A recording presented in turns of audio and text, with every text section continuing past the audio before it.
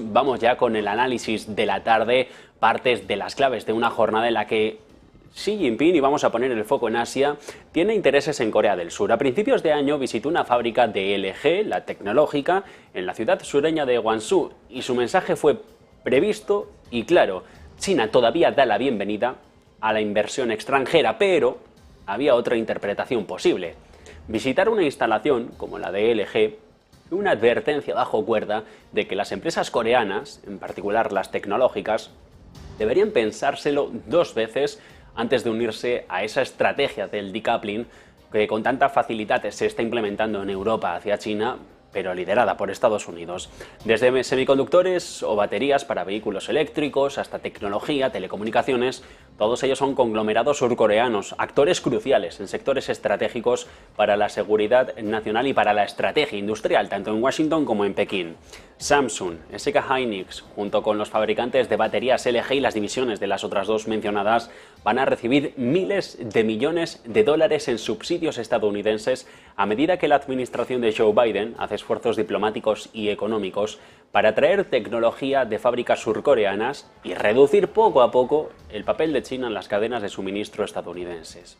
Pero a cambio, deben cumplir una serie de restricciones de Washington sobre las actividades en China y sus asociaciones con empresas del gigante asiático, lo que aumenta el espectro de represalias que tiene el gobierno comunista chino para imponer a estas empresas. A principios de mes, Xi Jinping respondió a las restricciones impuestas por Estados Unidos a las ventas de semiconductores al restringir las exportaciones de galio y germanio, esos dos metales que tanto hemos hablado en estas últimas semanas, utilizados en la fabricación de chips o equipos de comunicaciones, que por cierto han entrado hoy en vigor. Pekín también prohibió entonces a los operadores de la infraestructura clave de China comprar, por ejemplo, semiconductores, microchips de Micron, de la estadounidense, alimentando los temores coreanos de que las empresas podrían ser también blanco de los ataques. En junio, Shin Hai-min, embajador de China en Seúl, ya advirtió, y lo hizo de manera pública, a Corea del Sur que no se desvinculara, y fueron palabras textuales, no se desvinculara de la economía china bajo la influencia de Estados Unidos. Pero todo esto, fue antes de que el presidente surcoreano Yoon Suk-yeol visitara Washington hace no tantas semanas. Este viaje irritó a los chinos con comentarios que culpaban al dragón dormido de las tensiones regionales sobre Taiwán. Otros ministros adoptaron un tono más conciliador, pero no fueron unas voces tan escuchadas ni tan sonadas en el tablero internacional. Los economistas coreanos, los exfuncionarios comerciales, los ejecutivos empresariales señalan que, le guste o no a Pekín, Corea del Sur ya está en un giro inequívoco, aunque no anunciado, para alejarse poco a poco de la dependencia china. Según los datos publicados por el Banco de Corea en junio, el país exportó más bienes a Estados Unidos en 2022 que a China por primera vez desde 2004, cuando el Producto Interior Bruto nominal, el chino, era aún menor que el del Reino Unido. El ministro de Comercio surcoreano ya ha comentado en las últimas semanas que la política china de interferir arbitrariamente en las empresas, así como sus políticas de sustitución de importaciones de doble circulación, de doble uso, tanto civil como militar, estaban impulsando a las empresas coreanas a reducir su exposición al mercado chino. La pregunta para los legisladores de este país de la península, dicen los observadores, es ahora si las principales compañías del país pueden explotar con éxito el entorno geopolítico en rápido cambio con el que se encuentran, aprovechando al máximo los incentivos que está ofreciendo a día de hoy Estados Unidos y limitando las consecuencias de cualquier posible reacción negativa de Pekín. Las relaciones comerciales chinas con Corea del Sur vivieron un momento de transformación. Esto fue en 1992 y fue entonces cuando los dos países establecieron relaciones diplomáticas plenas tras el colapso de la Unión Soviética. La relación económica fue impulsada por la demanda china de experiencia coreana en procesos de fabricación complejos para componentes consumidos por el sector tecnológico principalmente, un sector tecnológico que entonces, en el 92, estaba en auge en China, sobre todo los semiconductores, que a día de hoy representan el 20%, 2 de cada 10 dólares del valor de las exportaciones totales de Corea del Sur. Hasta mediados de la década de 2010, este enfoque dual de Corea, Estados Unidos-China, en el que Washington actuó como un socio de seguridad y Pekín como un socio económico, parecía estar satisfaciendo sus necesidades en ambas esferas. Las empresas coreanas aprovecharon al máximo su acceso a ambos mercados, querían un lado del Pacífico y el otro, estaban en agua de nadie, en tierra de nadie, pero beneficiándose de ambas potencias económicas, absorbían las tecnologías, las prácticas comerciales estadounidenses, mientras se beneficiaban de una creciente demanda como un país que en 2004, recordemos, tenía menor peso que la economía del Reino Unido, pero que a día de hoy es la segunda mayor del mundo. Seúl dependía de las garantías de seguridad de Estados Unidos en su actual enfrentamiento también, hoy con Corea del Norte, mientras que Pekín ha servido como el conducto para el compromiso con Pyongyang y cooperación con los intentos fallidos de Occidente por frenar el desarrollo de las armas nucleares del gobierno de Kim Jong-un. Esta amistad se hizo añicos años más tarde. Pasaron más de 2 décadas, pero fue en 2016, después de que Corea del Sur adquiriera el sistema de misiles antibalísticos THAAD de fabricación estadounidense para protegerse contra los ataques norcoreanos, cuando China dijo que hasta aquí. Corea del Sur decía que este sistema, el THAAD, representaba una amenaza directa para el territorio chino. Pekín impuso un bloqueo económico no oficial, pero sobre la realidad fue así. El turismo chino se agotó, las marcas coreanas fueron boicoteadas en ese gran mercado del dragón dormido y hasta el día de hoy. La pregunta sobre el horizonte: 369.000 millones de dólares de esa emblemática ley de reducción de la inflación, de esa ira de Joe Biden, de apoyo estatal y federal para proyectos relacionados con la energía limpia y el clima. En 2022, más de la mitad de los envíos de Corea del Sur fueron a parar a China. SK Hynix, que fabrica chips de memoria, podría verse afectada por la oposición de Estados Unidos a que el fabricante de equipos neerlandés, ASML Holdings, exporte a China las máquinas de litografía ultravioleta extrema utilizada para la fabricación de estos semiconductores. Sin embargo, hay otros muchos que creen que los temores de quedar excluidos del mercado chino no son exagerados y que los esfuerzos de Estados Unidos para reducir la presencia de China en las cadenas de suministros de esta tecnología crítica, de esta tecnología del futuro, ofrecen un salvavidas a empresas surcoreanas amenazadas por la competencia china. Del mismo modo, y por poner un ejemplo entre otras muchas empresas, Hyundai, la de coches, ha caído los ingresos, han recortado los ingresos un 76% en apenas 5 años, procedentes de China, según la puntuación que ha hecho el consejero delegado de la propia entidad. El fabricante de automóviles ha vendido ya 2 de las 4 plantas, la mitad, en China, a medida que traslada la producción a Indonesia o Estados Unidos, donde la fuerte demanda lo ha llevado en los últimos trimestres, y se lo hemos visto en cuentas, a ganancias operativas récord históricos. Excluyendo, por lo tanto, los sectores de chips, los ingresos generados por las operaciones de las empresas coreanas en China se han ido reduciendo, concretamente, y según CEO Score, un 37,3% entre 2016 y 2022, hace no tanto. Los datos del Banco de Corea, y volvemos al supervisor, muestran que incluso en el sector de semiconductores, China representa aproximadamente el 22% de la demanda final de las exportaciones coreanas, en comparación con el 27% de Estados Unidos y un poco más del 50% que tenemos en cuenta en el resto del mundo. Con estos problemas, la esperanza surcoreana, al menos, puesta en Estados Unidos. El Tesoro emitió hace no tanto, a principios de año, varias pautas que facilitaban a las empresas surcoreanas producir más componentes de baterías a nivel nacional, y aún quedan por calificar varios créditos fiscales estadounidenses, a pesar de que las chinas ya han invertido más de 4.000 millones de dólares en la industria coreana de baterías, y solo este año, en lo que llevamos de 2023, unos 7 meses, 8, que justo hoy hemos empezado agosto. Washington también ha señalado a las principales empresas surcoreanas para extenderles el permiso con las que enviar todas las herramientas de fabricación estadounidenses, excepto las más sofisticadas, a sus plantas chinas. Una concesión que permitirá, entre otras cosas, a Samsung, a SK Hynix, mantener su ventaja tecnológica sobre sus competidores chinos mientras les da tiempo a identificar posibles alternativas a largo plazo para sus plantas de chips chinas que ya existen y que están sobre el territorio. El caso es que se abre esta guerra fría tecnológica, y que da cuenta de cómo Corea del Sur pivota de China a Estados Unidos, mientras que los teléfonos rojos, como en otras épocas de la historia, apenas hoy se levantan. Clave análisis de la jornada, que arranca por aquí, que pasa por Europa también. El río Rin ha sido una ruta de navegación confiable durante siglos aquí en el viejo continente, ayudando a generar gigantes industriales a lo largo de sus orillas, pero estos días, y atención a esto, están llegando a su fin, con ese PMI que hemos conocido también, el manufacturero, en grandes economías europeas retrocediendo a mínimos. La lucha a día de hoy en Alemania para mantener el ritmo de su industria se vuelve aún más urgente. Y todo pasa por el río Rin, que suena curiosa y a primeras, pero que tiene una explicación. La explicación queda a cuenta de la sequía. Con el agua retrocediendo regularmente, a niveles que impiden el envío desde finales de verano hasta otoño, las empresas de esta ruta comercial, las del río Rin, la más importante de Europa, se apresuran a adaptarse, lo que subraya, como en parte, la cierta crisis climática que estamos viviendo está afectando incluso a las economías industriales más avanzadas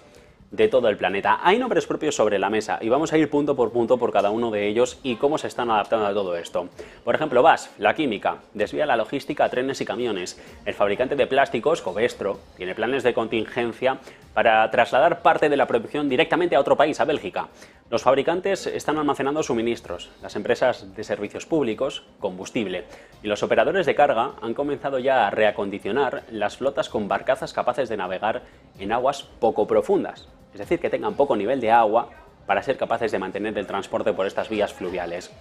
Las soluciones alternativas cuestan más, son más peligrosas, pero el objetivo es claro: evitar cierres generalizados debido a las interrupciones en una arteria de transporte crítica para el viejo continente, un dilema que poco a poco se vuelve más frecuente a medida que los inviernos son más cálidos, hay menos nieve y se mantiene más seco el río durante el verano. Después de que brutales olas de calor hayan azotado al sur de Europa en estos últimos meses, el río Encaub, un punto clave al oeste de Frankfurt, ha alcanzado niveles este verano que significan que algunos barcos solo pueden transportar alrededor de la mitad de su capacidad normal. Si bien las lluvias recientes han aliviado parte de esta tensión, incluso los pequeños cambios ya miran a generar un gran impacto. Una caída de apenas 10 centímetros significa que pueden transportar alrededor de 100 toneladas menos en cada barco, según los cálculos que ha hecho la Swiss Rain Reports. La revisión de la flota del Rin de 8.900 barcos para aguas poco profundas podría sumar, y atención a esto, una cuantía de alrededor de 90.000 millones de euros. Y eso es solo parte de los costes para mantener el flujo comercial. Hay inventarios adicionales y el espacio para almacenarlos, también planes gubernamentales para rediseñar el río, pero todos son iniciativas que tardan en llegar, que han estado en proceso de estudio durante años, que incluyen sistemas de alerta, dragados en un tramo de unos 50 kilómetros, que se extiende desde Breivik, cerca de Maguncia, hasta Kaup, o también los acantilados de Loreley. El caso es que es un proyecto que el gobierno alemán de Olaf Scholz estima que va a costar 180 millones de euros que ahora no tienen. Después de la sequía del año pasado, el canciller ya trató de acelerar los esfuerzos para poner en marcha todo este tipo de iniciativas, pero ahora se estancan, en parte por las luchas internas de un gobierno de coalición como el que tiene con los verdes y los liberales, pero por otro lado, por la inercia burocrática germana, lo que suma ya más y más desafíos a una economía que se ralentiza, a la economía más grande de Europa que poco a poco avanza hacia la recesión. El Rin, y por poner algún dato sobre la mesa, serpentea casi 900 kilómetros, va desde los Alpes suizos, a través del corazón industrial de Alemania, y desemboca en el Mar del Norte, en el puerto neerlandés de Rotterdam, el más importante de Europa. Transporta más del 10% del comercio suizo, es decir, 1 de cada 10 euros de lo que exporta una economía como la suiza van solo a través del Rin, alrededor de 2 toneladas por residente alemán cada año. Eso ahora, todo esto, cuantías millones de euros sobre la mesa, están bajo amenaza. A finales del verano, el derretimiento de las nieves ya no juega un papel importante para el suministro de agua en el Rin, se agotó incluso a principios de este año, según el Instituto Federal Alemán de Hidrología. Una advertencia inicial que ya sonó hace años, lo hizo en 2018, el Rin alcanzó entonces mínimos históricos y el transporte en el río casi que se paralizó, lo que recortó 5.000 millones de euros en la producción industrial alemana. Desde entonces, los niveles con capacidad restringida con mayor frecuencia han ido creciendo y creciendo, es decir, que cada vez con menos agua se restringe más el paso. El año pasado Alemania registró el menor volumen del comercio en la historia en el Rin y otras vías navegables desde al menos 1990, según la de Statis, que es desde cuando han empezado a hacer cálculos. El río, en gran medida insustituible para instalaciones en expansión como la de BASF, la planta química más grande del mundo, que ocupa 10 kilómetros cuadrados a lo largo del río, es una amenaza, carga y descarga unas 15 barcazas al día, lo que representa alrededor del 40% del volumen de transporte. BAF, concretamente utiliza un sistema de alerta temprana que predice problemas con 6 semanas de anticipación, adelantándose así a posibles problemas que le puedan surgir. El caso es que la química ya está buscando alternativas, ferrocarril o agregando puntos de carga más flexibles a lo largo de las carreteras alemanas. La acerería más grande de Alemania también está expuesta a esto, situada en Duisburg, en la confluencia del Rin y el Ruhr. Es propiedad de ThyssenKrupp, requiere 60.000 toneladas de materias primas al día. Detiene las barcazas y requeriría, por cambiar este tipo de transporte, unos 2.000 camiones de media diarios para transportar todo lo que lo hace a través del Rin cada día. Abandonar el río no es factible, según un portavoz de la empresa ha comentado a Bloomberg, pero sigue siendo una alternativa, porque a pesar de ser el modo más eficiente, económico y ecológico de transporte, para ellos les está suponiendo un problema tener paralizadas durante la época del verano y hasta el otoño parte de los transportes en sus plantas. Y como no hay dos sin tres, el ojo también lo tenemos que poner en Covestro, en el estado de Renania del Norte-Westfalia. Allí obtiene la mayoría de las materias primas. Transporta esta compañía alrededor de 1/3 de sus productos terminados a través del Rin. La compañía tiene un grupo de trabajo que entra en acción cuando los niveles de agua son críticos. De hecho, las medidas incluyen alquilar más barcos para permitir cargas más ligeras y trasladar la producción a otros lugares de Alemania y Bélgica.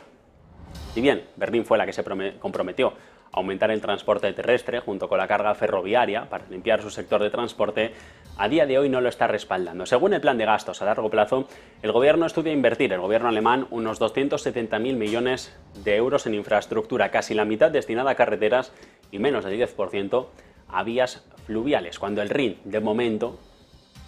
mantiene sus apuestas por la sequía y obliga a varios gobiernos, a los federales, a los municipales, incluso al nacional de Alemania o Suiza, a llevar operaciones de dragado para facilitar el acceso a los puertos. Un plan que se ancló en 2014 por un informe climático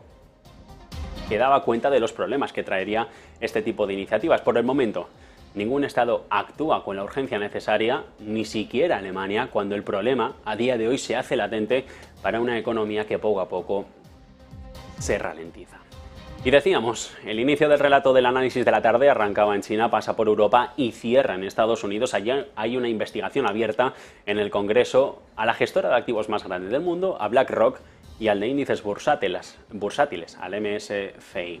Los investigan concretamente por facilitar la inversión estadounidense en empresas chinas que el gobierno de Estados Unidos las acusa de reforzar al ejército de Xi Jinping y violar los derechos humanos. El Comité Selecto del Partido Comunista Chino de la Cámara de Representantes ya ha notificado hace unas horas, según publica hoy The Wall Street Journal, a BlackRock, a MSCI, pedir cuentas y dar cuentas sobre sus investigaciones y las actividades que tienen en cuenta a lo largo de junto con empresas del gigante asiático. El objetivo de la investigación es recopilar hechos que informarían las políticas de China, de Estados Unidos, incluidos los flujos de capital estadounidenses hacia el gigante asiático. El panel les ha comentado a estas compañías que solo la revisión de una de las partes de sus actividades, que no son ilegales, es la que les está causando mayores problemas. La financiación a más de 60 empresas chinas que las agencias estadounidenses han marcado o por motivos de seguridad o por derechos humanos en esa lista negra que tantos problemas trae al empresariado chino en la primera economía del mundo. Al enrutar flujos masivos de capital estadounidense a las entidades chinas, las empresas estadounidenses, según los legisladores, están exacerbando una amenaza a la seguridad nacional ya significativa y socavando los valores de la nación, según ha comunicado el republicano Mike Gallagher y el principal representante demócrata por Illinois. En 5 fondos, BlackRock ha invertido concretamente más de 429 millones de dólares en las empresas chinas que suponen un problema para Washington. Administra en total unos 9 billones de activos y millones de estadounidenses le confían la inversión de los ahorros. Por eso, dicen los congresistas, es ahora un problema directo para ellos. La mayoría de las inversiones, desde BlackRock ya han comunicado, la mayoría de las inversiones en China se realizan a través de fondos indexados. Uno de los 16 administradores de activos que trabajan allí son los que invierten en empresas directamente chinas. MSCI, por el otro lado, el problema de BlackRock es la inversión en empresas chinas. El problema de SCI es que seleccionan los valores que componen los índices que muchos inversores utilizan como base para sus carteras. 13 billones de dólares en activos estadounidenses que son replicados por miles y miles de inversores o fondos de inversión a la hora de poner en marcha el movimiento de capital. El caso es que por esto preocupa, porque dicen los legisladores estadounidenses que no saben si ellos mismos dentro de sus empresas tienen el caballo de Troya. Es decir, si BlackRock o MSCI lo que hacen es gestionar capital estadounidense para invertir directamente en empresas chinas que sobre el papel son un problema para la seguridad nacional de la primera economía del mundo. Un análisis de la tarde que pasa por estos tres continentes, que atiende a los mercados financieros, unos mercados que hoy están en movimientos poco significativos, con una bajada de la circulación de capital con el inicio del mes de agosto. Vamos ya con el análisis.